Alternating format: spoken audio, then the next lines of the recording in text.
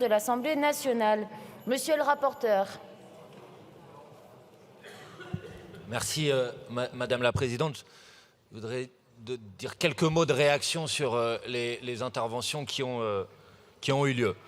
D'abord, Madame la Ministre, vous nous avez invités à légiférer sérieusement, et vous avez raison, et moi je vous invite à lire sérieusement et à lire attentivement les propositions que nous faisons. Ainsi, dans votre argumentation, vous avez évoqué la question des petites et moyennes entreprises ou la question des entreprises de distribution de petite taille. Madame la Ministre, je vous informe que dans la proposition que nous faisons, les entreprises de l'agroalimentaire dont le chiffre d'affaires est inférieur à 350 millions sont exclues de la mise en place de ce dispositif, comme les entreprises de distribution qui ont un chiffre d'affaires inférieur à 2 millions ou moins de 10 salariés. Deuxièmement, Madame la Ministre,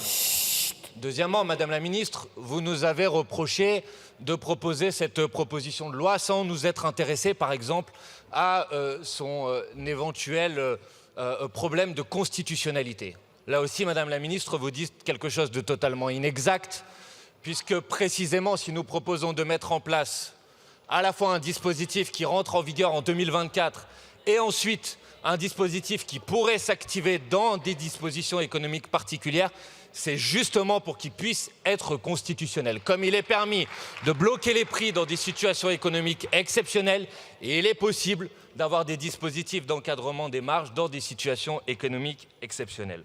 Troisièmement, vous avez contesté les chiffres qui sont dans notre proposition de loi. Madame la Ministre, j'ai une très mauvaise nouvelle pour vous. Ces chiffres sont les chiffres de l'INSEE et les coefficients multiplicateurs qui sont proposés reviennent à prendre la marge moyenne qui a été réalisée selon l'INSEE par les entreprises sur les 10 dernières années. Vous avez, et je ne doute pas que le président de la Commission fera la même chose, vous avez voulu agiter le spectre de la caricature en faisant référence à des dispositifs qui existeraient dans tel ou tel pays. Peut-être ne savez-vous pas qu'il existe au Canada un dispositif qui permet d'avoir des prix planchers pour les matières agricoles. Peut-être ne savez-vous pas qu'il existe et qu'il a existé en Nouvelle-Calédonie des dispositifs d'encadrement des marges. Peut-être ne savez-vous pas que vous-même, cette minorité présidentielle, dans le dernier projet de loi de finances de la sécurité sociale, avait encadré des possibilités d'encadrement des marges sur des dispositifs médicaux. Et puisque vous avez agité le spectre du communisme, j'ai une très mauvaise nouvelle pour vous, monsieur le rapporteur général. En 2011, monsieur Estrosi déposait une proposition de loi pour encadrer les marges de la distribution et cette proposition de loi était signée par monsieur Vigier, qui est aujourd'hui ministre dans votre gouvernement. Madame Grégoire, attention, vous siégez avec un communiste.